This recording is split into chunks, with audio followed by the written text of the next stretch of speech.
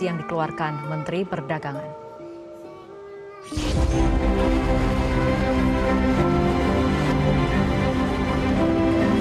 Kepala Badan Pelindungan Pekerja Migran Indonesia, Beni Ramdhani, tiba di gudang kawasan Jalan Kapten Laut Wiranto Bandar Harjo, Semarang Utara, yang menjadi tempat penyimpanan barang kiriman milik pekerja migran yang tertahan di Semarang. Di gudang ini, Beni Ramdhani dengan didampingi Dirjen Bea dan Cukai Kementerian Keuangan Askolani melihat langsung kondisi barang kiriman yang tertumpuk di gudang. Sebagian besar barang merupakan pakaian dan makanan yang dikirim untuk keluarga para pekerja migran di kampung halaman. Barang-barang kiriman pekerja migran dari luar negeri ini tertahan karena terkendala adanya Peraturan Menteri Perdagangan Permendak Nomor 36 Tahun 2023 tentang kebijakan dan pengaturan impor. Aturan ini dianggap tidak berpihak dan mengorbankan pekerja migran Indonesia dan keluarganya. Bahkan aturan Permendak Nomor 36 Tahun 2023 itu juga telah menimbulkan dampak luar biasa kepada bea cukai dan perusahaan jasa titipan.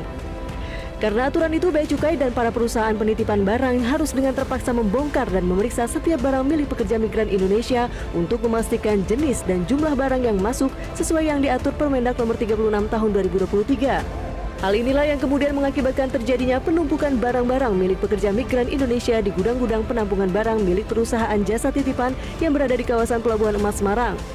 Beni Ramdhani mengatakan kondisi ini sangat menyinggung rasa kemanusiaan dan melukai rasa keadilan para pekerja migran Indonesia yang telah berjuang dengan darah dan keringat untuk membelanjakan sebagian gajinya untuk membeli makanan dan barang-barang untuk oleh-oleh keluarga di kampung halamannya. Jelas dengan fakta-fakta yang saya temukan, saya menyampaikan protes keras terhadap peraturan yang dikeluarkan oleh Menteri Perdagangan. Anda bisa bayangkan, PMI ini adalah anak-anak bangsa yang bekerja ke luar negeri membantu pemerintah mengurangi angka pengangguran, satu. Kedua, dari hasil gajinya itu disumbangkan pada negara. Mereka ini penyumbang devisa terbesar kedua pada negara ini setelah sektor migas, 159,6 triliun disumbangkan PMI kepada negara ini. Jadi dolim dan jahat negara ini jika negara mengeluarkan aturan yang menyengsarakan mereka. Kita lihat bagaimana makanan dikirim, bagaimana barang-barang pakaian, ya celana, baju, apapun dikirim oleh PMI dan itu dibeli ya dari uang yang ditabung bertahun-tahun dari hasil keringat dan darah mereka bekerja di luar negeri. Untuk siapa? Untuk dikirim ke ibu bapaknya, kirim ke keluarganya, suaminya, istrinya, anaknya. Dan barang-barang itu karena aturan lartas tertahan. Dan dua resikonya, satu dikembalikan ke negara di mana PMI bekerja, itu pun tidak mudah, ada proses dan biaya tinggi. Dan kedua, pemusnahan. Dolim nggak tuh negara? Orang membeli dengan hasil kerja bertahun-tahun, kemudian barangnya dimusnahkan. Ini jahat menurut saya. Lebih lanjut, Beni menilai Peraturan Menteri Perdagangan sangat menyengsarakan rakyat, khususnya para pekerja migran. Beni menegaskan harusnya pemerintah hadir dengan mengeluarkan kebijakan relaksasi pajak, bukan membatasi jenis dan jumlah barang, baik bawaan dan kiriman dari para pahlawan devisa. Beni Ramdhani akan membawa masalah ini langsung ke Presiden dan Menteri Perdagangan Zulkifli Hasan agar dilakukan revisi Permendak tersebut.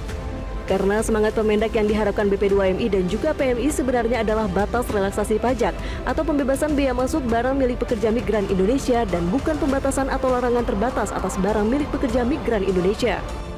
Saya akan melaporkan hasil kunjungan ini langsung kepada Bapak Presiden dan dorongannya adalah untuk dilakukan revisi.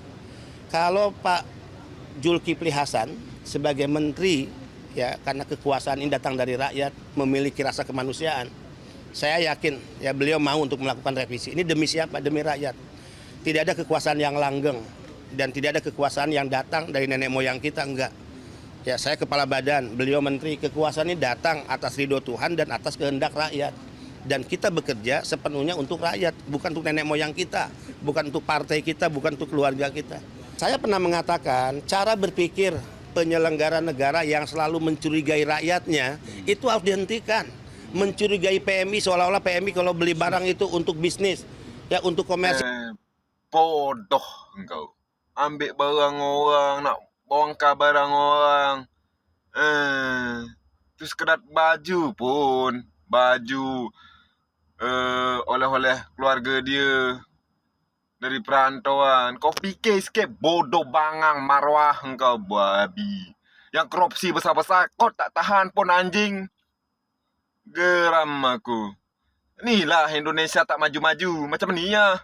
Orang nak balik merantau, nak bawa Ni macam-macam lah kau tahan ni lah. Bodoh engkau tu yang korupsi bertriliun-liun. Kau tekan baru.